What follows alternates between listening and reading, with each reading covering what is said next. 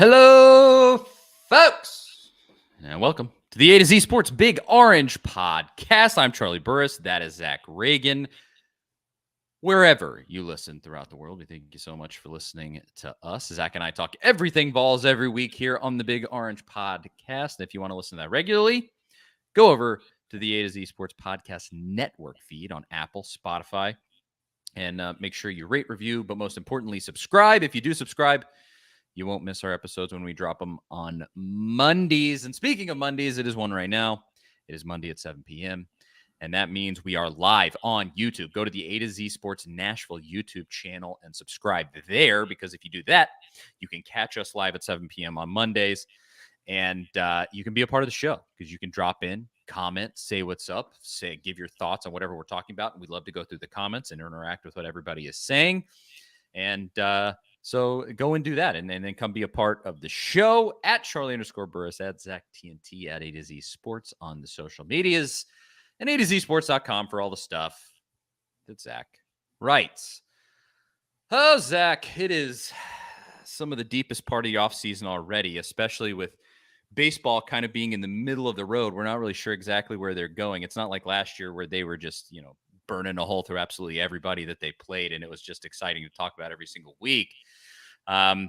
What's been up, Zach? What are you doing? How do you satiate during this time period outside of baseball? I'll tell you, I don't even want to talk about baseball right now because my Mets just got beat 10-3 by the Nationals. They're in the worst kind of slump right now, so it's been pretty rough. Hopefully your Rangers can take care of the Braves tonight. I know there's a lot of Braves fans here that are in the Vols fan base as well, but Rangers having a decent season so far, leading the division. Yeah, even without DeGrom there pitching that they signed, and trust me, I know all about that. But no, it's been it's definitely the depths of the offseason here. I spent about 15 minutes today watching a video of Alex Golish, former Tennessee offensive coordinator, answering 56 random questions. I watched the whole thing, and that's how much into the offseason we are. And he did reveal his two favorite wins of all time as a coach. Obviously, one was Alabama. The other was when Iowa State beat Oklahoma in 2017 in Norman. It was the first time Iowa State had beat Oklahoma in 27 years. So I thought it was pretty interesting that his two favorite wins were, obviously at Tennessee beating Alabama. Of course, being a part of that is, historic and, lucky, not lucky, just I guess it is kind of luck to be a part of the staff that finally gets to experience that. And then beating Josh Heupel's alma mater in Norman. That's kind of ironic there. But yeah, that's how my day has gone. Yeah, it is pretty much that way. You get to that point where you're just like, well, I guess I'll watch clips of the Alabama game. That is still where have that I on my default still have to. that on my DVR. I still have on my my DVR. I still have the Alabama game, the Clemson game, and the Orange Bowl. And I think I've still got the Kentucky game because that, to me, that was still one of the most fun games of the year because it was just a complete beatdown from beginning to end. Will Levis looked completely foolish that afternoon. The defense, or that night, the defense played probably their best game of the year, one of their best games of the year for sure. And Hendon Hooker and Jalen Hyatt were on point that game. So that's a fun one to go back and watch. Absolutely. But I will say something that's been making me sick, speaking of Will Levis, is our own parent company here, A to Z Sports. Oh boy, they've been falling over themselves about the way Will Levis at minicamp. Oh, he made a pass. He did a pass, Zach. The quarterback did a pass that was complete. Oh, give me a break. See him do it in a game. The Athletics, Joe Rexrode, fantastic, Nashville-based reporter, does some Vol stuff too. He wrote a kind of a profile piece about Will Levis this past week, and it was fantastic. Joe's great. Everything he writes is great. Yeah, Joe's awesome. Thought it was very insightful. But him in depth on who Will Levis is as a person just made me even more convinced that it's not going to work in the NFL for him. He's too much of a tryhard. I know we've talked about it to death, but it just seems like he's trying too hard to be what everyone wants him to be. And until he figures out to just be Will Levis, whoever that is, I think he's going to have some issues. Yeah, he feels like it's like he's like trying to be a TV character, like acting on a show. Where you just go like, there's just something, the uncanny valley here. It's just not right. Like something is not real here every time he does anything like that. But I'll just say this to the rest of the A to Z Sports crew: stop it. You stop that. Shut up about Will Levis. He's gonna suck.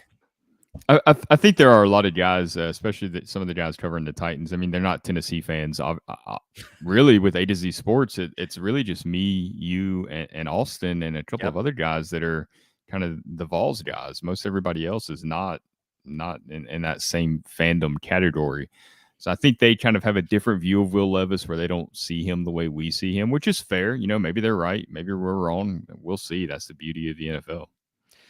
It really is. I don't know. I don't want to wish ill on anybody. I just hated that pick so much that I want it to crash and burn. Because I'll say this: I'm resigned to what this Titans season is going to be. It's Tanktown, USA, right? That division's winnable though. Well, that's true. And that's probably what's going to end up screwing us over. We could legitimately tank, but the division is so bad that it'll just be like the Jaguars inching it out barely, and then the Titans in second. And so we end up with like 7-8 wins, and you don't get anything actually good. You get that nice like 13th overall pick where exactly. You got to take another offensive lineman pretty much, or maybe a DB. Yeah, that's exactly what's going to happen. But whatever. I know there's a lot of Titans fans like this guy in the comments. He says it's not tank time. Are you paying attention to anything the Titans have been doing? I mean, this team's going to stink. So whatever. So this is a Tennessee podcast. And so we're going to talk about Tennessee, the University of Tennessee. And we'll start out tonight just by talking about an article. Speaking of the NFL, I guess, talking about an article from Pro Football Focus that talked about Joe Milton being one of the top NFL prospects for this coming season as a quarterback. We're going to talk about that. Some recruiting updates for Tennessee. A really big prediction for a really big recruit coming to Tennessee. Julian Phillips and the basketball team. Julian Phillips is transferring or going to the NBA. We're not sure exactly what's happening yet. And then softball wins the SEC tournament, another SEC championship for the Tennessee Volunteers, and baseball wins the series against Kentucky, but loses that third game and gets absolutely blown out in that third game. How do we take that going into the postseason? We'll speak about all of that. But before we do, I have to tell you about our first amazing sponsor, and that, of course, is the great folks at Omaha Steaks. They've hooked us up this week. They're changing it up. We got the Father's Day deal this week. Whether he's your father, father-in-law, or father figure, he's the guy who is always ready to step up when you needed him most. This Father's Day, show him the love with the only gift that's as unforgettable as he is, the mouth-watering perfection of Omaha Steaks. From perfectly aged, oh-so tender steaks to hand-selected gift packages, Omaha Steaks makes it easy to give Dad what he really wants. Order today and get $30 off with promo code VOLS, and every purchase is backed by their unconditional money-back guarantee. That's right. Head over to omahasteaks.com right now and use promo code VOLS. That is VOLS. Check out and get $30 off your qualifying order. Packages can include fork tender, bacon wrapped filet mignons, gourmet grillables like the air-chilled boneless chicken breast, burgers, jumbo franks, and many more favorites. I mean, are you kidding me? If you're not hungry listening to this, maybe you just ate dinner, but otherwise you were probably starving as I read all of that out because it sounds incredible. Check out the other hand-selected packages that are guaranteed to make Dad's day, because if there's one thing that we know, it's that dads want steak. It says that in the copy really big. Dads want steak. And maybe if they want it so bad.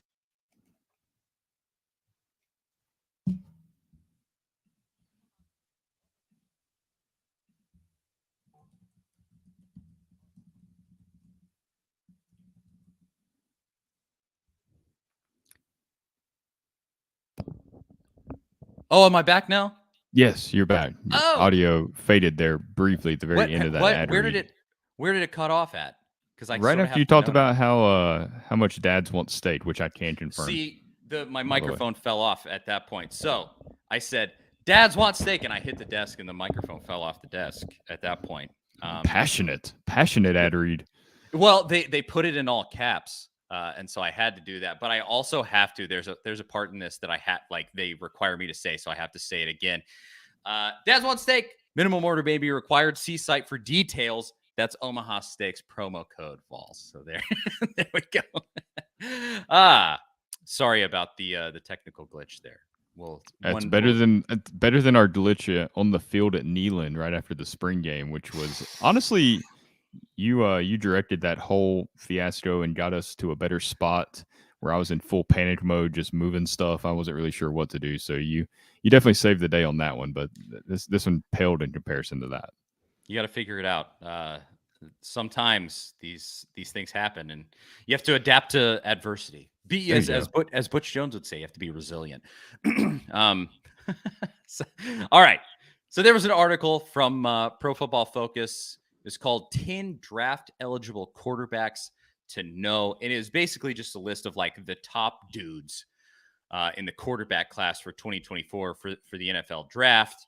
And it's Caleb Williams, and it's Drake May at North Carolina. It's Michael Penix Jr. at Washington. It is Quinn Ewers at Texas. Bo Nix at Oregon. There's some interesting selections here. But obviously the one that we want to talk about is Joe Milton III, Tennessee's quarterback.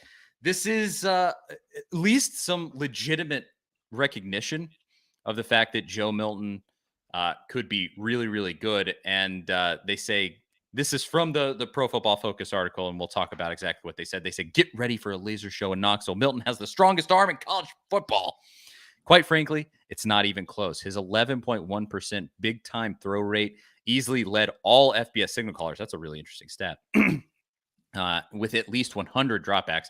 He has fewer than 700 career snaps across his 5 seasons at Michigan and Tennessee, so it'll be interesting to see how he handles the starting job. So you got to love this, but it really, I like it because, first of all, I feel like he's been disrespected all offseason.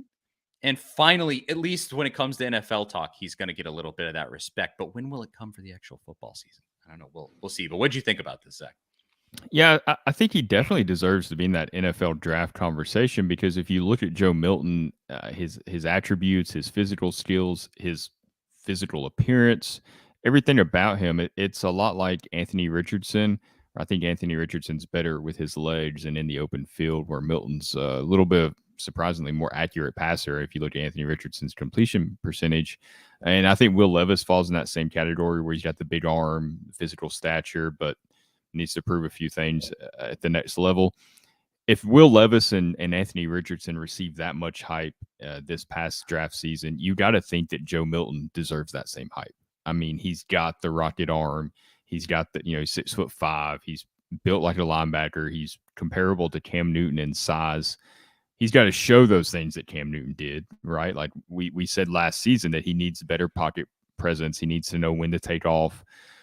He needs to better field vision. There were times where I felt like there were, holes that he could have hit, avenues that he could have taken to get down the field where he's running and he, doesn't go with his blockers or runs right into a defender. He's got to shore up that and get better in those areas. But if he can do that, complete around 60% of his passes and have similar success to Hendon Hooker as far as wins, going maybe, 10-2, 9-3, whatever in the regular season, I think he has to be in that conversation to be a first-round draft pick just because, he has skills that you can't teach, that you drool over. And if he takes a huge step forward this season, showing that he's progressed since he left Michigan, under Josh Heupel, which is what we expect, and kind of what he showed in that Clemson game, I don't see how he's not a first-round draft pick. I don't see how he wouldn't be in that conversation. He has some of the clearest physical attributes for an NFL guy that you'll see. I mean, that arm strength is obviously beyond anything really you'll see in college football almost ever. But just his size and general physical presence is ridiculous.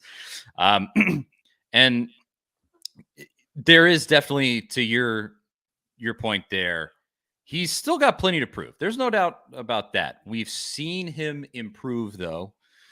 And that's probably what I've disliked the most in the narrative around him, is that there's really been no recognition outside of Tennessee fans of that improvement at all. And of course, we say that from the view of how we've watched this kid every single snap he's taken at the University of Tennessee. And from that first one that he had against, what was the very first game? The Bowling Green last Bowling year, Green, 2021. yeah. I mean, from then to that Clemson game, it's not necessarily night and day. He still can be overthrow Joe and things like that, but his accuracy and decision making and his comfortability in that system is at a complete other level. And I think there's a real chance that he could storm into the season and then be one of the best quarterbacks in America. I mean, is he going to beat out a guy in terms of NFL ability? Is he going to beat out a guy like Caleb Williams? Probably not. I mean, Caleb Williams is sort of just that prototypical, like, oh, that's the dude you draft as an NFL quarterback. But even Caleb Williams plays in a weird, non-traditional offense. It's true. With Lincoln Riley. Yeah, he definitely does. And I mean, and also you look at like last season, you got to assume he'll continue to improve. But like last season kind of crumbled in that championship game against Utah. TCU or Utah. That's right. Yeah. Utah. And then in the bowl game, they lost to Tulane in the bowl game, didn't they? To the ACL less running back that now plays for the Titans.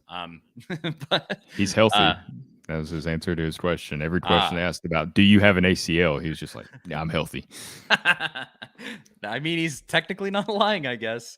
But I like Mr. Jones' comment here. He said Milton has the strongest arm in the NFL also. That's probably true. Yeah. Obviously is not in the NFL yet, but like who else has the arm strength that you've seen from Joe Milton where he can just shoot from the hip a 60-yard pass? Josh Allen, maybe. I don't know. Maybe. Mahomes can sling it pretty far too, but I'd still take Milton in that bet if you're betting on who can throw it down the field the furthest. Yeah, but Elias does make a good point here in terms of evaluating Joe Milton. He says, I don't really know what the accuracy baseline is for this specific system with how open Tennessee schemes their wide receivers, and he says it's got to be inflated. I would agree with that. We did see some throws in that Clemson game. The first touchdown to Brew McCoy in the back of the end zone was a kind of a narrow window, and then there was I want to say there was a third down play near the middle of the field where they're driving. The game was still kind of tight at that time. I think he hit Ramel Keaton in a very narrow window. That was one of the more impressive throws I'd seen him make, and it was a throw where his velocity. He was pretty close to Keaton, but he didn't take anything off of it because the window wasn't that big. And I think he knew he had to dial up the arm strength there, and he fit it in there, and it was a completion, kept the drive alive. I'll have to go back and try to find that. But he's shown that he can make some of those throws. Obviously, though, two plays is not enough to really determine if you can make that throw consistently enough to excel in the NFL. But it's a good point. You're not asked to throw into a lot of tight windows in this offense. Not typically. And that criticism is always going to stay around, but I you love like Hendon Hooker's reaction to that during this offseason where he's just like, how is it my fault that my dudes are open? I'm sorry. Did I not get them the ball? And which is the perfect response to that is you do what you can do. It doesn't mean you don't have the ability. And with Milton, if he can continue on that line of getting the ball to where it needs to go accurately, I think it's a huge advantage in some sense if the balls are catchable, that he can get it there more quickly, because it kind of, I don't want to say it solves things like timing issues, but it makes timing issues not as much of an issue, if that makes sense, where you zip the ball in there. Oh, well, you were late on the throw. Well, the ball was coming in at 1,000,000 miles an hour. And so it still got there in time. I kind of feel like that one in the back of the end zone was a little bit like that. The one that you mentioned, just an extremely tight window. And you sort of go like, oh, if that got there a half second later, it might not have been completed, but it did, because Joe Milton throws the ball at 1,000 miles an hour. And he just has so much upside. I love that he can at least get this recognition. The only other SEC quarterback that was on that entire list was Jaden Daniels at LSU, who obviously got his head beat in by Tennessee last season. He did improve quite a bit as the season went along. He did. He definitely did. Brian Kelly started him over, Garrett Nussmeier, Walker Howard, who is now he was a 5-star guy. He's transferred to Ole Miss now. He had guys there. Miles Brennan, I think, was still there before he finally kind of stepped away from football. He had quite a journey and a lot of injuries that he dealt with and never really was able to reach his full potential. But obviously they saw something in Daniels. Maybe he can be a legitimate NFL prospect. But you're right. Outside of those two, there's not a lot of, elite SEC quarterbacks going into this season. Maybe somebody pops up out of nowhere and surprises. That's always possible. But it does seem like it could be kind of a down year for the quarterbacks in the SEC. Well, you have some situations where you literally don't know who it's going to be. Like, who is it for Georgia this season? Do they have that guy set? I know there's dudes that they probably want it to be. Not gonna act like I'm paying close attention to what Georgia's doing, but there's some situations like that where that quarterback could end up being very good, but where exactly does that fall? You have who's the kid at Kentucky? He came from NC State. Leary, Devin Leary, yeah. Devin Leary. You have some guys like that where you look and you go like, okay, he was pretty good in NC State's system, but Kentucky's system in the last few years has been trash. And so, well, it wasn't so bad in 2021, and they have that, okay. and they have that OC coming back. Cohen that was with the, I think the Rams briefly. So I just typed this in to see what the quarterbacks are potentially this season for different teams. This is College Football Network. Super random. I don't think that they are really bringing a whole lot of expertise here, but this is their QB rankings for the SEC. Number 1, Will Rogers at Mississippi State. He's really good. I don't hate that selection. Then Devin Leary at Kentucky. I'm going to go out on a limb and guess that this is a Kentucky fan that wrote this. Because nobody is putting Devin Leary there except for a Kentucky fan. Jaden Daniels at LSU, number 3. KJ Jefferson at 4. Number 5, Spencer Rattler. And then Milton comes in at 6. They also mentioned Nico there, but I think Joe's going to be the starter. Yeah. Spencer Sanders or Jackson Dart at Ole Miss. But yeah, like Texas A&M, Connor Wegman, who? Robbie Ashford at Auburn was, a nobody last year. AJ Swan was so bad at Vandy, but I don't even know. Is this even? They had Mike Wright too, but they were Wright transferred, didn't he? Yeah, and they were like splitting time last season. I mean, they were both so bad. But this was just that was the first thing that came up when I looked at. Who do they have listed for Georgia? Yeah, and that's what I was trying to find. So they have Tyler Buckner, Jalen Milroe, or Ty Simpson at Alabama, which, well, good luck with that. Probably going to be the Notre Dame guy. Yes. Graham Mertz at Florida. I hope that's right. Mertz at Florida. And then Carson Becker, Brock Vandagriff. Those are the two. I think it's going to be Georgia. Beck probably at Georgia. Is what it sounds like. And Brady Cook at Missouri. I mean, he wasn't horrendous last year. Brady Cook, he wasn't good. But he was better than the kid at Vandy. I know that much. Maybe there's a Vandy fan that was writing that. I don't know. That's here's Sports Illustrated. Let's see what they say. Theirs is very different. So KJ Jefferson is number 1 again. Don't hate that pick. Will Rogers 2. Georgia's quarterback at 3. So they're just going straight. Total disrespect to Joe Milton, to a number of guys, but straight over Joe Milton. Then they go at number 4, Alabama's quarterback. And then Jaden Daniels, they're going over a dude that beat Alabama last year. They're just going, whip, nope. Whoever Alabama's quarterback is, Jalen Milroe was terrible every time he played. There's really no reason for Alabama to be getting hyped like they are, except for the fact that they're Alabama. And that's not to say they might come out and go 12-0 in the regular season and make another run. I'm never ever going to discount Nick Saban or say that he's cooked until he retires, but their quarterback situation is not good. I mean, you got a guy, you're taking a reject from Notre Dame, basically. I mean, they went and got a guy from Wake Forest, who I'm not even sold on. I've watched Sam Hartman play in person a couple of times. And that was another weird, unique offense that Dave Clawson, I mean, Tennessee fans should be familiar with him and his kind of unique offense. And it's even kind of gotten more unique since he left Tennessee. It's these weird mesh points where they hold on to the ball a real long time. It's in theory, the same thing Tennessee's doing as far as trying to read the defense and react. But I'm not sold on that guy. And then Alabama, takes the guy that Notre Dame didn't want to start, and he's probably going to be their starter over Ty Simpson and Jalen Milroe. It's not a good situation. And we saw Alabama's defense looking very suspect last year, and they lose their best defensive player in Will Anderson, and then Byron Young, the Alabama version of Byron Young, going to the NFL as well. I mean, it could be a challenging year for Alabama. I completely agree. And Not that I'm feeling I great hope about it is. Tennessee going to Tuscaloosa. That's going to be a dogfight no matter what. Even Yeah. at best, even if Tennessee does somehow pull that game out, I don't think it's going to. It'll probably be a one-score game. Elias in the comments, he says, I got to have Daniels and Jefferson at 1 and 2 without any doubt.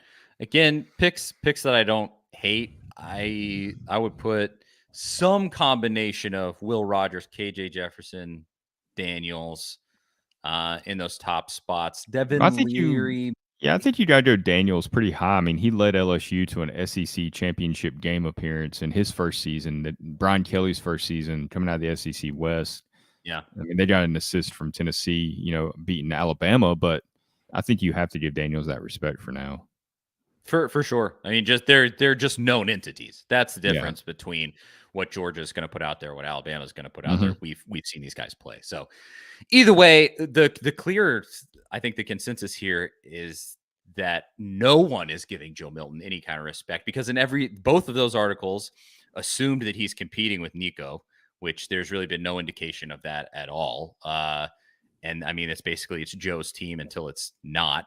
And then obviously he's way down the list on both of these. And so I would say, thank goodness at least some NFL writers have a brain in their head.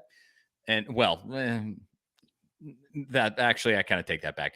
At least some of these NFL writers have taken some notice of Joe Milton. But regardless, just want to talk about it, lead off with that, because it's always fun to talk about the quarterback situation in Tennessee. It's what everybody always wants to know about. So yeah, and if Milton can take a big step this season and he doesn't even have to be Hendon Hooker. Just go have a fantastic year where maybe you're in that Heisman conversation a little bit, but Tennessee's winning games. They're getting back up to at least 10 wins. And you go back and you look at everything that was said about him at Michigan since he left Michigan and arrived at Tennessee, and those overthrows 21 and the talking point of Joe Milton and how he's never going to figure it out. If he ever figures it out, he'll be great. And then he's been, redshirt senior, still hasn't figured it out. If he goes and flips that narrative upside down, I think it'll really set Tennessee off on a, recruiting hot streak when it comes to quarterbacks. They kind of already are, but it'll just intensify that even more, because it shows what Josh Heupel and his staff can do in developing quarterbacks. And I mean, how long has it been since they could do that? Since Cutcliffe was in town? I mean, Lane Kiffin maybe in 2009 did great with Jonathan Crompton, but outside of those two guys, it's been a long time since Tennessee's been able to develop quarterbacks like this.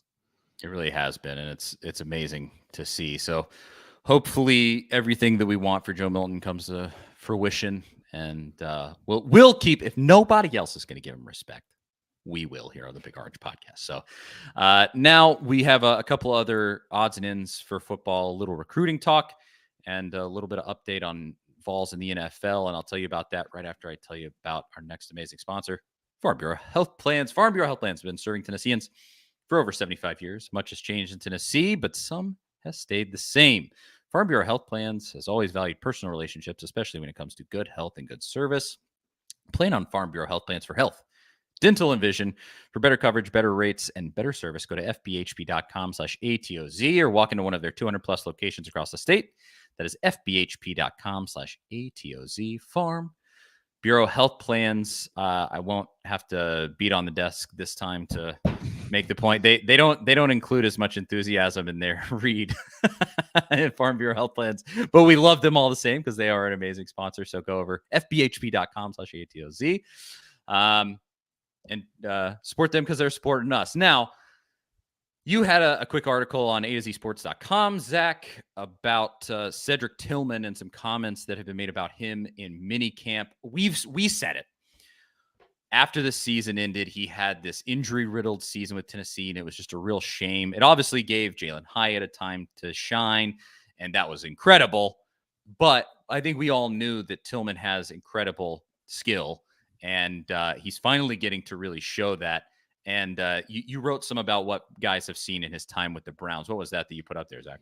Yeah, I mean, he just had his first rookie minicamp right after getting drafted. And I'm, like you said, I thought that maybe he was the more sure thing out of between him and Jalen Hyatt. If I was an NFL team picking a receiver, they're in the second, third round where they went, third round, I would probably go Cedric Tillman over Hyatt. Maybe if maybe if I was the Chiefs, I would take Hyatt because I think he fit that offense really well. And I think he'll fit the Giants offense well because there's some elements of the Chiefs offense in that with Mike Kafka coming from KC being there in New York. But I really like Tillman. I think he's a great fit for the NFL. And so far, it seems like the beat writers in Cleveland feel the same way. It's just mini camp. Everybody kind of gets hyped this time of year, but we've also seen plenty of instances where guys don't get hype. I mean, we've talked about the Titans a lot. You remember the Titans last season or last year at this time with Traylon Burks and all the stuff he went through in the offseason before he ever played a game for the Titans with various injuries and conditioning issues. It didn't get off to a good start for him, and he was a first-round pick. So it does happen sometimes, but Tillman's getting some good reviews so far from Cleveland. Mary Kay Cabot, longtime Browns beat writer, was did an interview after the Browns mini camp this past weekend. She was asked, which one of these rookies can make an impact for the Browns, not just in 2023, but long term. And she said, let me say him, because he just so far. He's got the size, he's got the hands, he's got the ability to point the ball. He'll have some good competition because Donovan Peoples-Jones, another Browns receiver, has gotten really good. But I think Cedric Tillman is someone who can come in here and make some real noise. And a lot of the Browns beat writers have been on that same, page, that he looks the part. He looks like an NFL wide receiver should out there. He's catching what's thrown his way. He can go up and make those contested catches. He can adjust to the poorly thrown balls from a quarterback that are going to happen from time to time and make something out of nothing. So it seems like he's on the right path so far. That would be so huge for Tennessee in recruiting if just him or Hyatt won. If both of them, then great. But if just one of them can go and have a solid NFL career and have some 1,000-yard receiving seasons, it'll really shut some of these narratives down. Like, no, this offense doesn't handicap you when you get to the NFL and put you behind everybody else. You're right there with everyone else. You got to learn the playbook, of course. But it's ultimately up to the player themselves to go out there and perform and to digest the information and to be prepared and to be out there and put forth the effort, put in the hard work, and go make an impact. And I think Hyatt and Tillman are both guys that'll do that. You saw Tillman last season. He knew what was on the line with his draft stock and potentially making his injury worse. And he did everything he could to get back on the field. They even asked him at the mini camp this past week if he ever considered shutting it down. And he's like, no, I wanted to come back and try to help my team win a championship. And they came up short, but he came back and he played against Kentucky. He played against South Carolina and Georgia and in those games and, did all he could to get back. And then same with Hyatt, the work he put in, he famously stayed late the week after the Alabama game, catching extra balls. I mean, he's had the game of his life against Alabama, Nick Saban. A game that everyone will remember, people that aren't even Tennessee fans. He didn't get a big head. He didn't think that he had arrived. He sat there and, put the work in even after that. So I think both those guys have the work ethic to succeed in the NFL. So far, they're on the right track. Brian Dable seems happy with Hyatt in New York. We'll see how it turns out this fall, but it's certainly encouraging.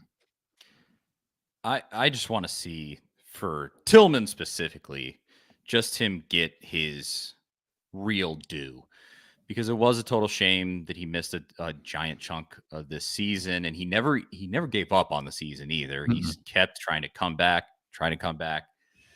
and I love him for that, and obviously everything that he did during his time at Tennessee, but he deserves to really shine because he has that ability. I think he's going to get that chance in the NFL, and again, to your point there, what can you say about what it would mean for Tennessee to have not only wide receivers drafted relatively high? You already got that, and a few times over at this point, and that's amazing, and that speaks for itself in recruiting. But to maybe turn around and have a guy who's a star in the NFL, or at least really good at his position, would just be massive. Where he could come during the bye week and come to a Tennessee game and talk to recruits and be like, this is where Josh Heupel sends you. You're going to go. You're going to play for the Kansas City Chiefs. You're going to have a big career, and he's going to do that for you. And, I mean, obviously that's so powerful.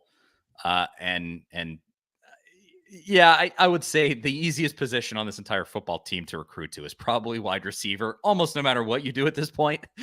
But that would just add to it. So, but because it's probably such a desirable position for Tennessee at this point. I mean, what I really want to see is just Tillman get his.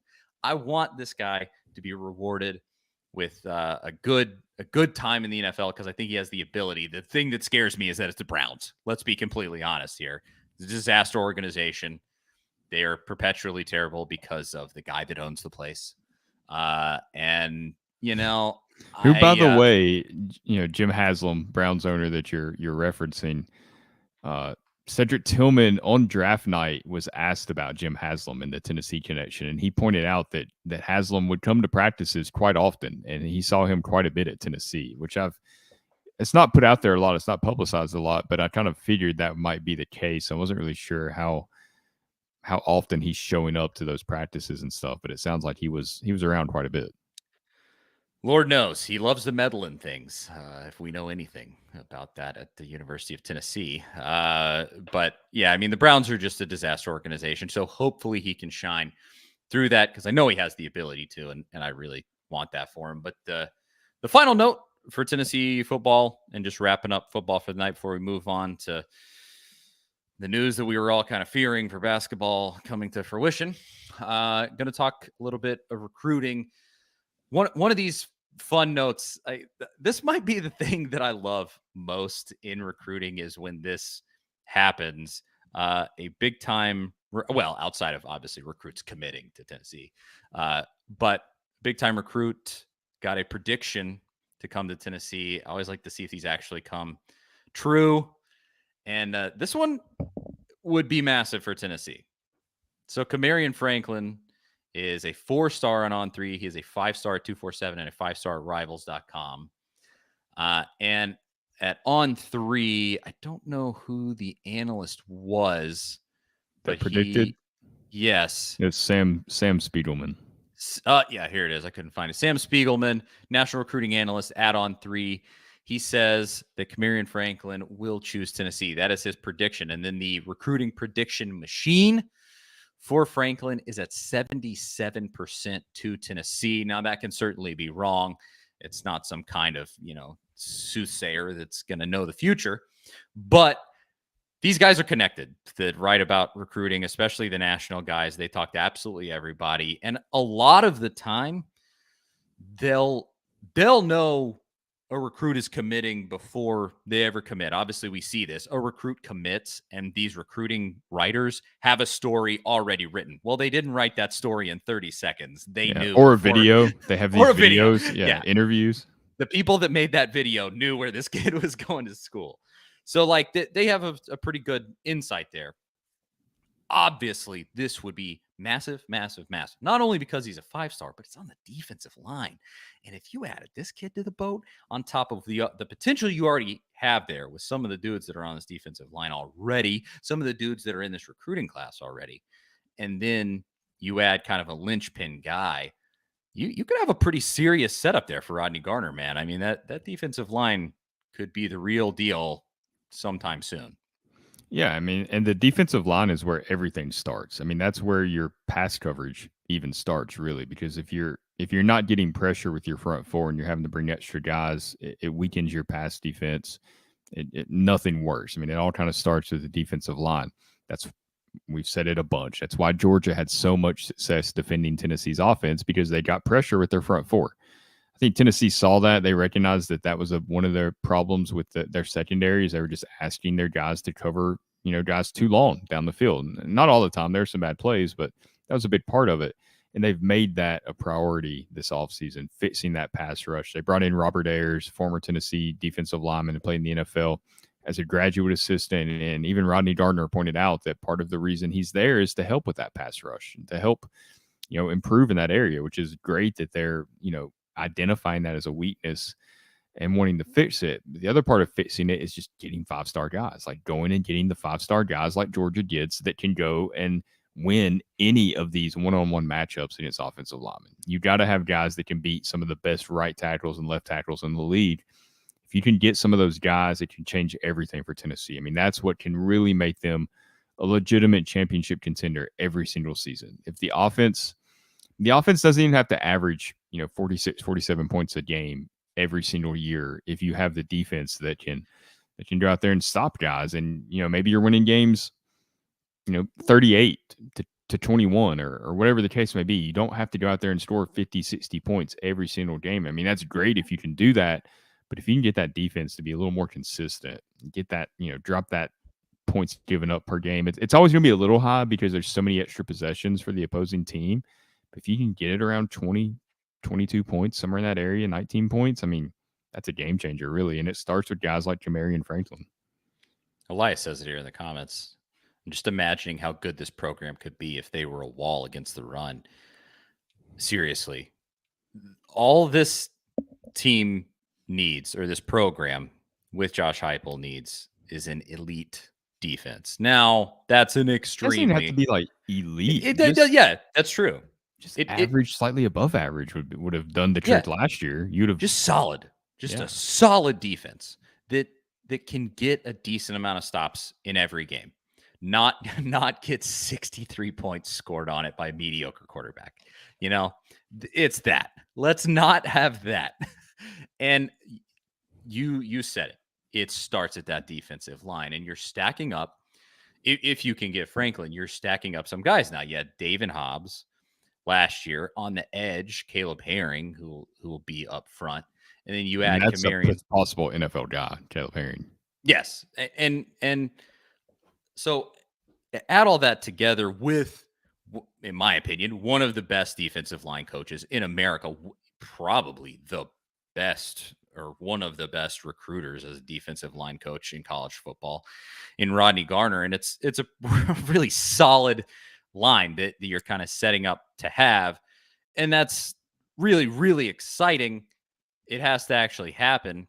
But just the fact that this is happening with Josh Heupel, I don't want to rewrite history for myself at all here. I didn't think he'd be able to recruit like this. Because you saw what he did at UCF, and you just go, oh yeah, that the offense will come naturally. Of course, you'll be able to recruit the offense here. Everybody's going to get theirs. Everybody's going to have 1,000 yards rushing and 1,000 yards receiving. And that's going to be a regular thing at Tennessee with him. But on defense, I don't know who they're going to recruit. That was 100% my attitude when he first showed up. And the fact that they're getting legitimately elite level guys, and Franklin, it hasn't happened yet, but the fact that they're this deep in play with legitimately elite level guys even is impressive. So hopefully this ends up happening. They get this kid in the boat because you need it. And it just keep impressing me. We've said it a ton. The recruiting overall, obviously, to consistently get to where like a Georgia is right now, you have to rise above the sort of mid-level recruit and consistently elite, get to that elite level. But how do you do that? Well, you just keep getting better guys and better guys and better guys, stack those classes, and eventually you're going to get enough wins where those elite guys are just always going to want to come to Tennessee. So hopefully this can add to that. But anything else with football before we bounce on it, Zach? Now, I remember those concerns about Heupel when he was hired. I think we all had those same concerns. I think it's a concern everybody has when a new coach is hired. I remember it with Butch Jones, not as much with Jeremy Pruitt because he had so much success at Alabama recruiting, which who hasn't that recruits at Alabama, but with Derek Dooley as well. The thing with Heupel is that, UCF, it wasn't amazing. It wasn't, just he's setting the recruiting trail on fire down there. I think part of being a good recruiter as a head coach is believing in where you're at. I mean, there's an excitement about Tennessee. If you go back, I watched a ton of Josh Heupel interviews at UCF when he took the Tennessee job, just to kind of get a feel for who he was, because I wasn't, intimately familiar with him as a head coach. Even though he's in the SEC for a couple of years as an offensive coordinator, I just knew him as the guy that, that won a championship at Oklahoma and took over for Scott Frost. And like a lot of people, I just kind of gave that credit to Scott Frost and looked at his resume. And I think that's the reason people were kind of down on the hire at first. But he believes in Tennessee. He loves being at Tennessee. I mean, he's a completely different person almost than he was at UCF in his interactions with people. He's relaxed. He's got this confidence about him where he's just at ease wherever he's around. I mean, you can just feel it coming from him. So I think that's the reason the recruiting's been, better than maybe we expected, is because he believes in what he's selling. I mean, you have guys in and out college football coaching staffs can be a revolving door at times. It certainly was when Pruitt was at Tennessee, and seen it at plenty of other programs. It's hard to make a passionate sell to a kid when you're just there for a year and you know you're not going to be there for that long. I mean, these guys do their jobs. That the outgoing staff with Pruitt that was left, they did their jobs. They kept recruiting and doing what they were supposed to do until they didn't have a job anymore. And you respect that, but it's not the same selling point that you're getting from those guys, or the same pitch that you're getting from those guys that you're getting from Heupel and his guys now. I mean, it really does feel like a destination for Heupel. Who knows what happens in the future, but for right now, he believes in the product here at Tennessee, and it's easy to sell it when you're passionate about it. Absolutely. Well said. I mean, genuinely. Hey, let's leave it there as far as the recruiting goes. I think that's good. It was a great point.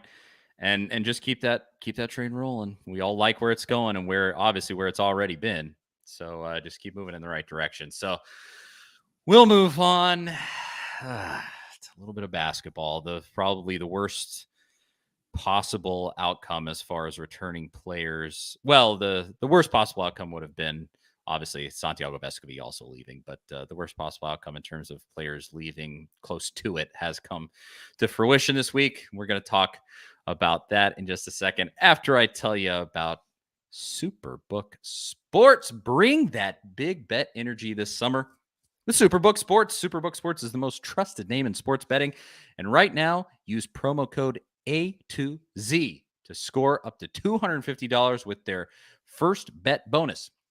Win or lose, they will match your first bet up to $250 with promo code A2Z, A-T-O-Z. Simply visit superbook.com for terms and conditions, or download the Superbook Tennessee app in the App Store. Enter the promo code A2Z, and you'll get $250 courtesy of Superbook Sports. If you have a gambling problem, call 1-800-GAMBLER, G-A-M-B-L-E-R. The Superbook Sports Tennessee app, folks. Download it now.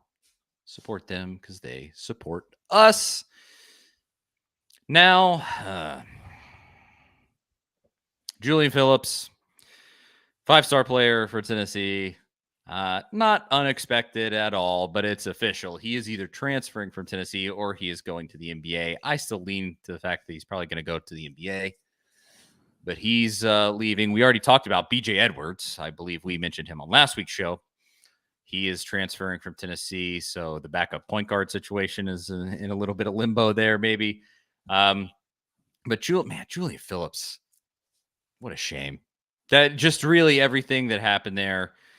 And now, again, either transferring and going to the NBA. Hopefully it's the NBA, because I cannot stand if he goes, especially if he goes somewhere in the SEC and Tennessee has to see him next year. Just don't let that happen. But you could tell the ability was there. He would have flashes, moments where you go, whoa, this kid could really be the real deal. And it just never really came together for him at Tennessee. So he's officially out. What'd you think about this news, Zach? I mean, I wasn't totally shocked about the portal. I mean, my feeling was always NBA draft for sure. If not, maybe he comes back.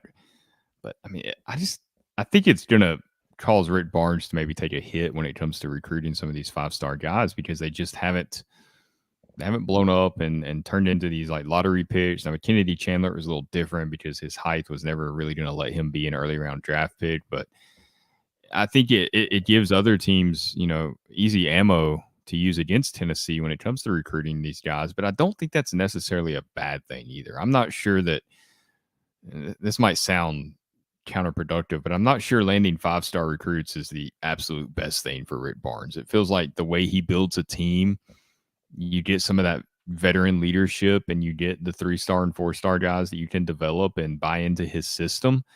If you replace Julian Phillips with, maybe a lesser talented player that completely buys into Rick Barnes' system and is out there doing what Rick Barnes wants him to do. And that's not to say that Phillips wasn't. I don't think that's necessarily who Phillips is. Is that team better last season because you got a more productive player that's, playing within Rick Barnes' system? I don't know. I mean, my philosophy on building a championship college team is not to go after the 5 stars. It's to actually try to build a program and keep guys together that have played with each other for a couple of years and maybe it's just too old school. It's the way they did it in the 90s and before transfer portal era and all of that, and the NBA draft and everybody leaving as soon as they can. I just don't. I'm not sure. I know everybody screamed for it for a long time that Rick Barnes can't recruit. Rick Barnes can't recruit. And then he starts to get the guys, and they just haven't really panned out. Is that Barnes' fault? Is it their fault? Where do you put that blame? Mr. Jones, he kind of says some of my thought here. He says Barnes not focusing on offense is probably costing him recruits. I think that's true. All of these things add up over time. Yeah, defense doesn't get you drafted. Exactly. Everybody wants to be in that flashy Golden State Warriors, putting up all the threes, doing all the things. And there's a lot of teams offering that. College basketball has certainly adapted to that in a big way. A lot of teams kind of doing that sort of stuff. And Barnes is just running the exact opposite direction. Now, I hope you see some of the guys that he's picked up. This, so far in the offseason, has been very offense heavy in terms of the transfers he's gotten. Jordan Gainey, this kid from Harvard, the Knecht from, where did he come from? It was a smaller school, Dalton Knecht. Oh, yeah. It's like not Northern Iowa, one of those. But they all seem pretty offense focused. Hopefully there's some amount of philosophy change there for Barnes. That maybe, maybe this super defensive heavy thing isn't working out. But at this point, as what do you say, like a tiger can't change its stripes. It just kind of is what it is. I wish he would, because I think eventually it's going to catch up to you, and maybe that is what ends up leading to like the sort of roll down of the Barnes era at Tennessee. It hasn't really happened yet. You got a good recruiting class coming in. It's not Pepper with 5 stars, but JP Estrella and it's a decent class coming in. But I just think you look, and the primary thing that Barnes has had in terms of offense during his entire time at Tennessee was just Grant Williams. And you really look at the way Grant Williams played, and like Grant Williams was kind of a coach on the court. Like he obviously, but Barnes was the coach and was dictating the style of play probably largely. But I think Barnes implicitly trusted Grant Williams, and there was just a lot there between him and Admiral Schofield. And he just doesn't with these young guys. He doesn't trust them. You can tell he doesn't trust them at all to go out there and just play basketball. BJ Edwards, I mean, the dude was a complete, legitimate 4-star, comes in. You think he has that ability. And it was just so clear. Like Barnes just didn't have any comfortability letting him play almost at all. And it happened with Julian Phillips too. There were just whole stretches of the season where you're like, where even is Julian Phillips? They're not doing anything to try to help this kid out. And I just think it's, I don't know. I don't love it. But do you have any early expectations for next season yet? Now that you're kind of seeing how the roster is going to look? If Barnes actually changes a little bit and concentrates more on offense, and again, these pickups from the transfer portal possibly suggest that.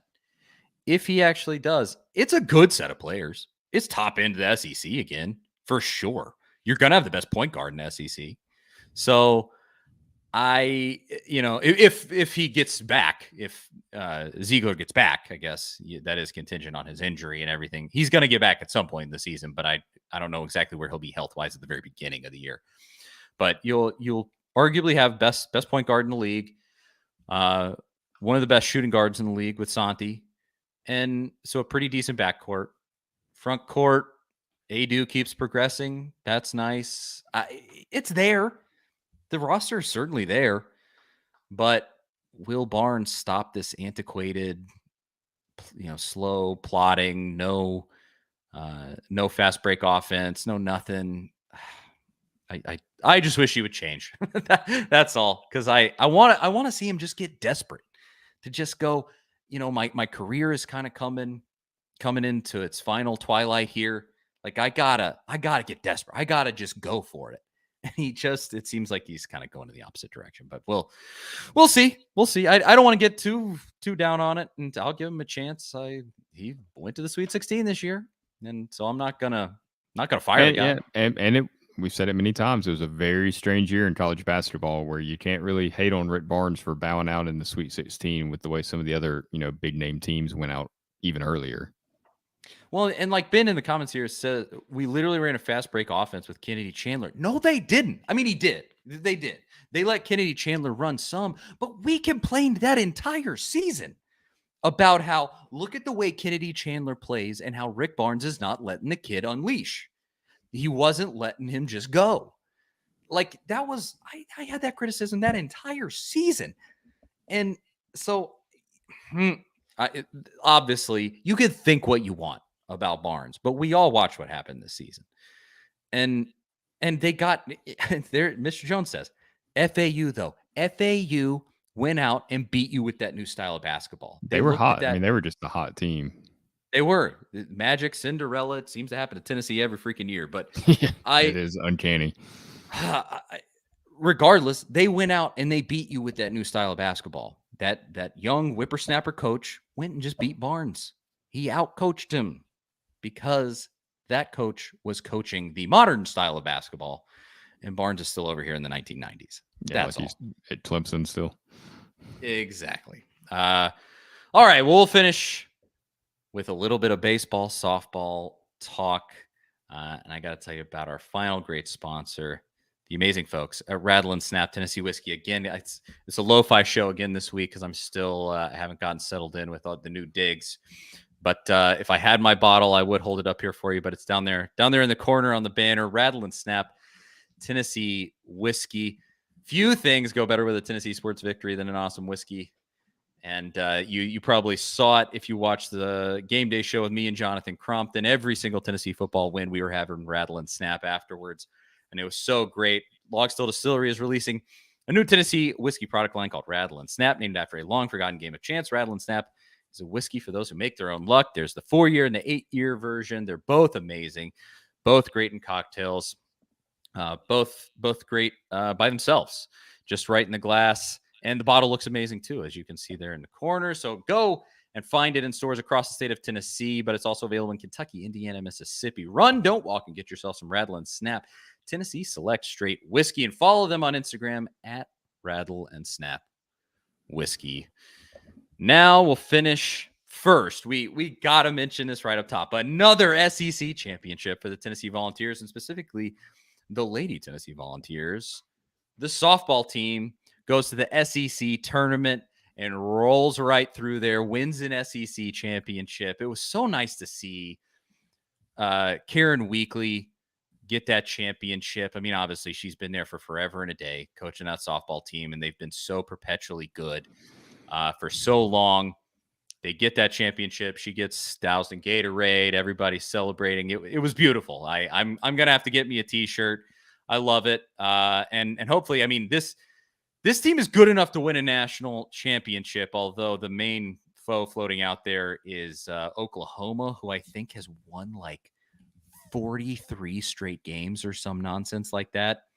So that is nonsense. Nobody should dominate that much. Yeah, it's not going to be easy, but they have the ability. They are a national championship level team, and hopefully they can, at a minimum, get to the College World Series and kind of give themselves a chance there. But I don't know. Did you watch them win that championship, Zach? Yeah, I was in and out for much of it, but definitely a huge accomplishment, and just the momentum of Tennessee's athletics, continues to roll on. And I think it's the first time they've ever won the regular season and the SEC tournament in the same season, which is pretty impressive in its own right. So, and taking down Alabama and South Carolina on the way, that was pretty fun too, especially being Alabama to get to the championship. Some real poetic justice with Allie Shipman being on Alabama's team. I saw somebody on Twitter. They posted this is Henrietta To'o. Yes, I saw that as well. Very clever. Thought that was great. Yeah, I mean, if you don't know the story there, Allie Shipman was at Tennessee and she went to Alabama, and I posted on Twitter like, this was the best decision of my entire life to go to Alabama, roll tide and whatever. And then somebody posted a picture of that tweet and said it's Henrietta To'o. So shout out to whoever did that. I don't remember, but regardless, congratulations to them. Best of luck in the NCAA tournament. We will certainly be rooting for you and hoping for a national championship for Tennessee. Because it's, again, for the weeklies, man, it's been such a long time coming. Want to see that finally happen for them, specifically for Karen. I guess Ralph's not there, or well, he is there, but he's not an actual coach on the field anymore. So good luck to them. But with baseball, Kentucky series, they pretty much wiped the floor with Kentucky in the first two games, disposed of them in the first few innings, really. And then the final game, Tennessee gets absolutely blown off their home field by Kentucky. Not great. It just wasn't their day. Everything went wrong. But, I mean, you pretty much, you're good with the NCAA tournament now, and you're borderline. I think this would probably be the case. If the baseball team goes to South Carolina and wins the series, if they win 2 out of 3, Tennessee will probably host a regional. It sounded like, just from listening to the guys on TV, that was possibly the case. I don't know, but your thoughts on the weekend of baseball, Zach? Yeah, I mean, I thought it was a productive weekend. You needed to go win that series, and that was the main thing. Definitely wanted a sweep to try to lock in, or not lock in, but increase your odds of hosting that regional. But I mean, still take 2 out of 3. I mean, that's a successful baseball weekend. Anytime you win a series, you got to be happy about that. It ended on a sour note, definitely. You never want to get shut out. You definitely don't want to give up 10 runs on a where you're trying to go for the sweep there. So that was unfortunate, but still feeling pretty positive about them moving forward. I think they'll be fine once they get into tournament play, and hopefully they can make a run at this thing. I mean, we said all season that it's shaping up to like Ole Miss last season, and they turned the corner. They turned everything around, kind of got things moving in the right direction. We've seen some of the swagger, some of the old Tennessee come back that we had seen last season. So I think you got to be feeling pretty positive. But you got to prove you can win on the road. I mean, that's been the bugaboo for this team. And you go down to Columbia, which hasn't really been kind to Tennessee athletics in recent memory. So hopefully I might be able to check one of those games out. My kid, I think, is supposed to have a travel baseball tournament in Charlotte, which is not too far away from Columbia. So I might try to sneak down there at some point this weekend and catch a game. You definitely should. It would be a big series win if Tennessee could grab one. South Carolina's having a great season. They're a really good team. I think they're top 10 at the moment. I'm not sure exactly where. Basically, every team in the SEC is top 10 at this point. Like you're not almost any week you're not going to play a not top 10 team. But it's another huge chance. And I mean, with this tournament coming up, it's the ability's there. They got to win on the road. We haven't seen them do that all season long. They still have not done that, period. They simply haven't. And they haven't won a series on the road. So what more do you need to know right there? So after last season, just mowing everybody down, home or away, it just makes you really uncomfortable with the tournament. And it makes you obviously beg for a regional, because if you don't host a regional, you automatically in the first round of the NCAA tournament have to go to an away game and go play on somebody else's field. So hopefully they can bring it together, win 2 out of 3 against South Carolina. We'll see. It's just so like feast or famine with these guys, man. Just just go put the best stuff out there, and we'll see what happens. It's just that kind of season where you're like, well, we know that it feels kind of like basketball. Well, we know they can do it. They just have to go out there and actually do it. Will they? Maybe. I'm not totally sure. They got a midweek game against Belmont, so it might be the last chance to see them in Knoxville. Yeah, go check it out, because they are a super fun team. Make no mistake about that, especially in Lindsey Nelson and in this latter half of the SEC schedule. They've been a freaking blast to see when they get the bats going. But Zach, I think that might be it, man. Anything else for the good folks at home before we bounce? Yeah, it's not bad for May. There was more talking points than I thought there would be. Yeah, definitely. And we'll post the You clips. never know this time of year. You really don't. And honestly, you kind of want it to be quiet. I mean, we don't want to be talking about a lot of drama or bad things happening with the football team or basketball, baseball, any of the sports. But especially with football, this is kind of the dead of the off season when kids are making their way back home, and who knows what can happen at times. It gets everybody at some point. So hopefully Tennessee's kept their noses pretty clean under Josh Heupel. Hopefully that continues this summer. You don't want to be talking about any arrests. Don't need it. Don't want it. Just leave that somewhere else. Leave that to Florida. Leave that to Georgia. Leave that to Georgia's quarterback. I mean, how about it's so DUIs it's so quiet around Tennessee. I don't think there's been enough. We've talked about it, but the fact that this football coaching staff, is going into its third year, and they've replaced an offensive coordinator and a wide receivers coach, who both left for promotions, and nobody on the defensive side's left, which I think is good, even though the defense hasn't. It's improved a little at times, and we saw some bright spots last year. I think that continuity will be massive for this team, and maybe year 3 is where the defense breaks out like the offense did last really in the first year of Heupel, but really last year. Oh, just keep the quiet off season coming. That's all I'll say. I'm happy to just talk about frivolous articles about quarterback rankings and stuff. Yeah, maybe we can talk about another SEC coach doing something dumb, or exactly. Maybe Lane Kiffin will. Who knows with that guy? He's always in a little bit of drama. I did see some people suggesting that they might be overrated this year, Ole Miss, going into the season, that they start with, I think they start with Tulane or play them pretty early, which is a good team, and play a couple of tough SEC games. So they could get off like a quick 1-3, 0-3 start like that. If that happens, the way Kiffin's 2022 season ended, I think they went 1-5 in their last 6 games of the season after a 7-0 start, and all that talk about the Auburn job. It could get kind of noisy in Oxford if they get off to a slow start. Yeah, that'd be a shame. That'd be a real shame. Yeah, wouldn't it, if that had to happen. All right, Charlie Burris, Zach Reagan, thank you so much for watching. Everybody that tuned in, commented, you guys are too good to us. Everybody that's always comes and hangs out, thank you. Y'all are amazing. You know where to follow us, A2ZSports.com, Twitter. Just go find us. You're here. You know what to do. That is it. We will talk to y'all next week. See you.